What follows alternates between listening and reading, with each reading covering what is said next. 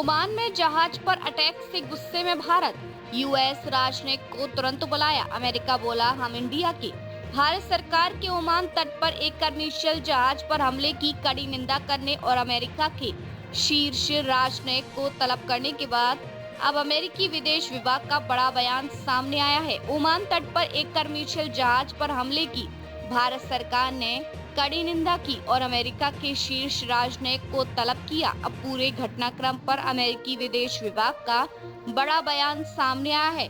US state department ने गुरुवार को कहा कि वह भारत के साथ सीधे संपर्क में है। विदेश मंत्रालय ने जहाज पर हमले को लेकर विरोध में अमेरिका के चार्ज डी अफेयर्स जैसन मिक्स को तलब किया था और विरोध पत्र यानी डेमार्चेस जारी किया था। हिंदुस्तान टाइम्स की रिपोर्ट के मुताबिक अमेरिका के उप मिशन प्रमुख को भारत के तलब करने और 2 जहाजों पर हुए हमलों पर अमेरिकी विदेश विभाग के प्रवक्ता ने कहा, विदेश विभाग इस मामले को लेकर भारत सरकार के सीधे संपर्क में है।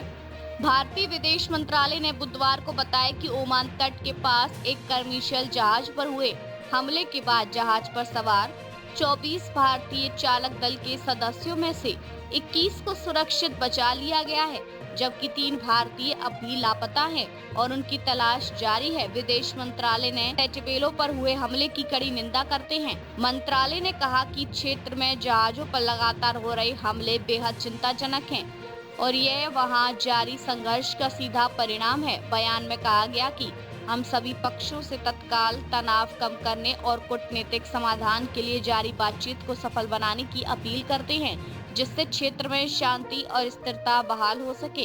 कमर्शियल जहाजों और राजनयिक ढांचे को निशाना बनाने की घटनाएं तुरंत बंद होनी चाहिए और अंतर्राष्ट्रीय कानून के तहत समुद्री मार्गों पर निर्बाध आवाजाही और व्यापार बहाल किया जाना चाहिए।